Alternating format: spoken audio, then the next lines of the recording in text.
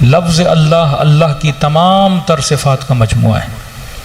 जब आप बोलते हैं अल्लाह, अब अल्लाह के अंदर समी भी है, अल्लाह के अंदर रहीम भी है, अल्लाह के अंदर रहमान भी है, अल्लाह के अंदर करीम भी है, अल्लाह के अंदर रब भी है, अल्लाह के अंदर सिफ़त राज़िक़ भी है। यानी जितनी 99 सिफ़ात या ज़ियारत जोशन कबीर की जितनी सिफ़ात हैं वो लफ्ज़ अल्लाह में मौजूद हैं, क्योंकि अल्लाह इस्म ज़ात है, खुदा की ज़ात का इस्म है अल्लाह। अब सिफ़ात हैं अल्लाह के तारुफ़ का नाम। तो मसलन मैंने कहा अल्लाह, तो आपके जहन में आया कौन अल्लाह? अल्लाह दिखता कैसा है? अल्लाह है कैसा? अल्लाह जब हमसे डील करता है तो बर्ताव कैसे करता है? तो फिर वो उसका तारुफ़ है कौन अल्लाह? अर्रहमान अर्रहीम, वो अल्लाह जो रहमान है, वो अल्लाह जो रहीम है। मतलब इस अल्लाह को सबसे ज़्यादा अपनी किसी सिफत से प्यार है तो वो सिफत रहमान और रहीम है। ये भी खुदा कह सकता था कि बिस्मिल्लाहिल करीम, बिस्मिल्लाहिस समी, बिस्मिल्लाहिल बसीर, लेकिन ये नहीं कहा नहीं, मदद मांगता हूँ उस अल्लाह से, मुआविनत मांगता हूँ उस अल्लाह से, मैं साथ चाहता हूं उस अल्लाह से, मैं उस अल्लाह के रंग में रंगना चाहता हूं जो रहमान भी है रहीम भी है। अब अगर शुक्र किया जाता है तो इसी रहमान और रहीम का किया जाता है। सबसे पहले एक चीज समझ लीजिए कि जिस सूरत को खुदा ने हर मुसलमान पे पढ़ना वाजिब किया, मतलब अगर आपके बच्चे को इन्ना आतैना नहीं आती तो कोई हर्ज नहीं, अगर आपके बच्चे को नंजलना नहीं आता तो कोई हर्ज नहीं, अगर आपके बच्चे को आयतुल कुर्सी नहीं आती तो कोई हर्ज नहीं। हर्ज का मतलब कोई गुनाह नहीं, न कब्र में सवाल होगा न क़यामत में सवाल होगा। लेकिन अगर इस मस्जिद में बैठे हुए किसी फर्द को हम्द नहीं आती, तो मैं कह सकता हूं वो तारिक सलात भी है, वो शायद मुनकिर सलात भी है, और वो शायद फासिकीन की कैटेगरी में भी चला जाए, क्योंकि जो हम्द नहीं जानता इसका मतलब वो नमाज नहीं जानता। जो नमाज नहीं जानता तो मुसलमान कैसा है? तो मतलब मुस्लिम के लिए सबसे पहली हिफ्जियात जिसे याद करना जरूरी है वो सूरह हम्द है। का मौलाना बेटा बालिग हुआ तो कहा कि सूरह हम्द सिखाओ, नमाज सिखाओ। लेकिन हज तब वाजिब होता है जब बंदा साहिब हैसियत बने, लेकिन हम्द फकीर के लिए भी है, हम्द अमीर के लिए भी है, हम्द साहिब इस्तिताअत के लिए भी है।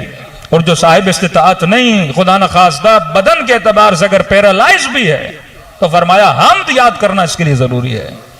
और मकाम ताज्जुब यह है, अगर किसी के घर में इंतकाल हो जाए किसी मोमिन का, तो वहां भी अगर हम कुछ करने जाते हैं तो यही सूरह हम्द पढ़ने जाते हैं कि भाई आप किस लिए आए? का क़िबला हम फातिहा करने के लिए आए हैं।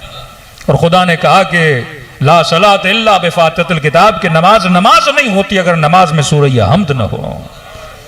तो हम्द की इंपॉर्टेंस, अब 17 रकात नमाज हर मुसलमान पे वाजिब, चाहे शिया हो चाहे सुन्नी हो, 17 रकात तो पढ़नी है।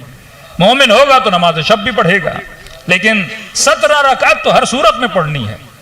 और इस 17 रकात में हम्द को पढ़ना ही पढ़ना है। अब आप कहें कि मौलाना हम्द की जगह पे सूरह शम्स पढ़ें, अल्लाह कहेगा शम्स प्यारी तो है लेकिन हम तो हम्द है।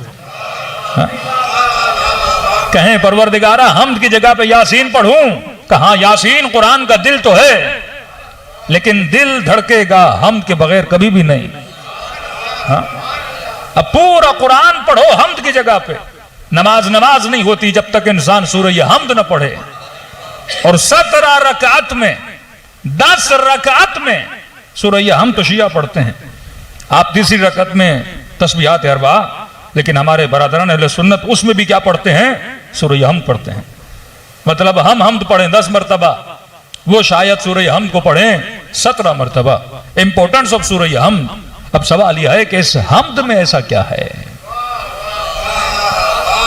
देखिए, अगर रिपीटेडली मैं आपको कोई चीज पढ़ाए जाऊं तो यकीनन उसके अंदर कुछ ना कुछ होगा। मैं कहूं कि हर दुआ करने से पहले सलवात पढ़ो, हर दुआ करने के बाद सलवात पढ़ो, तो आप कहेंगे मौलाना सल्लल्लाहु अलैहि मोहम्मद। तो आप पूछेंगे ना कि मौलाना सूरह हमद की इतनी ताकीद और एक मर्तबा सलवात की इतनी ताकीद कि दुआ से पहले भी सलवात, दुआ के बाद भी सलवात, इसका फलसफा क्या है? तो मासूम उसका फलसफा बताते हैं। फरमाया जब दुआ करते हो तो दुआ को अर्श इलाही तक जाने के लिए परों की जरूरत है। तो फरमाया ये जो सलवात है ये पर है जो तुम्हारी दुआ को अर्श इलाही तक लेकर जाते हैं। और सलवात भी ऐसी पढ़ो जो अधूरी सलवात ना हो, दुम बुरीदा सलवात ना हो, ऐसी सलवात अल्लाहुम्मा सल्ली अला मुहम्मद वाजिल फरजहुम। तो एक तो जहन में बात ये याद रहे कि मरने के बाद भी अगर किसी मरहूम के घर में कोई मोमिन जाता है, देखिए फल लेकर जाएगा तो मरहूम को फायदा नहीं, मिठाई लेकर जाएगा तो मरहूम को फायदा नहीं, कुछ कपड़े लेकर जाएगा तो आप कहेंगे भाई तो जिंदा नहीं, अब कपड़े किस काम के, शूज लेकर जाएंगे कहेंगे भाई तो जिंदा नहीं, शूज किस काम के, पैसे लेकर जाएंगे तो कहेंगे भाई हमारे मरहूम तो मर गए, पैसे किस काम के। तो मरने के बाद भी अगर कोई चीज काम आती है तो सूरह हम काम आता है। तो मतलब हमने अगर किसी चीज से सबसे ज्यादा दोस्ती करनी है तो वो हम से दोस्ती करनी है, क्योंकि ये हमद है जो मरने के बाद भी काम आता है, मरने के बाद भी काम आता है। अब इस हमद में ऐसा क्या है? फरमाया हमद की इब्तदा है बिस्मिल्लाह से। बिस्मिल्लाह शुरू करता हूं, मदद मांगता हूं, इस्तिआनत मांगता हूं, हमराही चाहता हूं। किसके साथ? अल्लाह के साथ। लेकिन सवाल है कि कौन अल्लाह? आज एक रविश सीख लीजिए और उसके बाद जब आप कुरान पढ़ेंगे तो महसूस भी होंगे, लज्जत भी मिलेगी और यह महसूस करेंगे कि जो आपसे बात कर रहा है वो बातें करना क्या चाहता है। हाँ? किसी आलिम ने कहा कि अगर अल्लाह से बात करनी है तो फरमाया कुरान पढ़ो, अगर अल्लाह की बातों को सुनना चाहते हो तो कुरान पढ़ो। और कहा कि रब से बात कैसे की जाती है, अगर यह सीखना है तो दुआए कुमैल पढ़ो। हाँ? ये दुआएं सिखाती हैं कि रब से कलाम कैसे करना है, और कुरान बताता है कि रब तेरे साथ कैसे कलाम करता है। और एक रविश अपने जहनों में बिठा दें, उस रविश को कहते हैं रविश सवाल। देखिए इंसानों के जहनों को किसी जगह पे लाने के लिए बेहतरीन तरीका है सवाल। शायद आप में से किसी का जहन घर में हो, दुकान में हो, कारोबार में हो, हिसाब किताब में हो, बच्चे की परेशानी में हो, लेकिन अगर मैं अभी एक सवाल करूं कि आप लोग कहां बैठे हैं तो आप कहेंगे इमाम बारगाह में, तो आपके सब के जहन कहां हाजिर हो गए? इमाम बारगाह के अंदर। तो कुरान जब पढ़ें तो पहले सवाल किया करें, तो आपका जहन कहां पे आ जाएगा? उस सूरह हमद के अंदर आ जाएगा, उस कुरान मजीद के अंदर आ जाएगा। कुरान की रविश इसी तरह है। मसलन आपने कहा कि बिस्मिल्लाह शुरू करता हूं, किसके नाम से? अल्लाह के नाम से। अब जहन में सवाल पैदा करें, कौन अल्लाह? आगे जवाब कौन देगा? खुदा आपको देगा। कौन अल्लाह? जो रहमान है, जो रहीम है। अब सवाल है कि इस रहमान और रहीम का मैंने क्या करना है? तो आगे जवाब आता है अल्हम्दुलिल्लाह रब्बिल आलमीन। तुमने इस रहमान और रहीम का क्या अदा करना है? शुक्र अदा करना है। मतलब हर काम के करने से पहले अल्लाह से मदद मांगो, अल्लाह का साथ चाहो।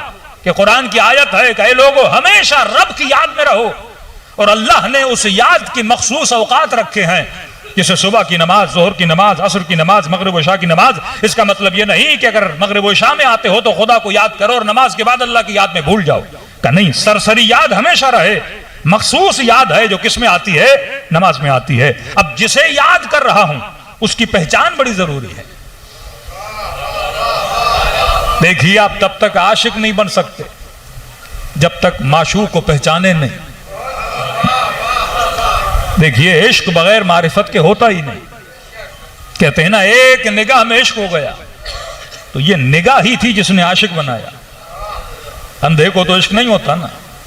बंदा देखेगा कोई चीज पसंद आएगी तो इश्क करेगा, कानों से सुनेगा तो आवाज का आशिक, आंखों से देखेगा तो तस्वीरों का इश्क, दिल से महसूस करेगा, मारिफत करेगा तो मारिफत का इश्क। आंखों के इश्क को फना है, क्योंकि तस्वीरें हमेशा हसीन नहीं रहती। चेहरा पसंद आया एक दिन मुरझा जाएगा, आवाज बड़ी अच्छी लगी एक दिन आवाज भी खत्म हो जाएगी, लेकिन कल्ब से जिसकी मारिफत हासिल करते हो मारिफत कभी नहीं जाती। तभी मासूम फरमाते हैं किरदार के आशिक बनो क्योंकि किरदार अगर जवानी में है तो बुढ़ापे तक चलेगा, लेकिन अगर हुस्न जवानी में है तो जरूरी नहीं कि बुढ़ापे तक चले। तो एक है हुस्न जाहिर, एक है हुस्न बातिन। तो अगर मैंने अल्लाह का आशिक बनना है, ऐसा आशिक जैसे हुसैन इब्न अली थे, ऐसे आशिक जैसे अली इब्न अबी तालिब थे कि मौत के बिस्तर पे सो जाएं लेकिन रब के इश्क को न छोड़ें, सर कट जाए लेकिन नो के नेजा पे रब की मद्दाही में मशगूल रहें। ऐसा आशिक कौन बने? ये इश्क तभी आएगा जब इंसान के दिल में अल्लाह की मारिफत आएगी, और मारिफत तभी आएगी जब उस मारिफत के कसीदे को समझोगे जिसे डेली हर नमाज में पढ़ते हो, और उस कसीदे का नाम सूरह हमद है।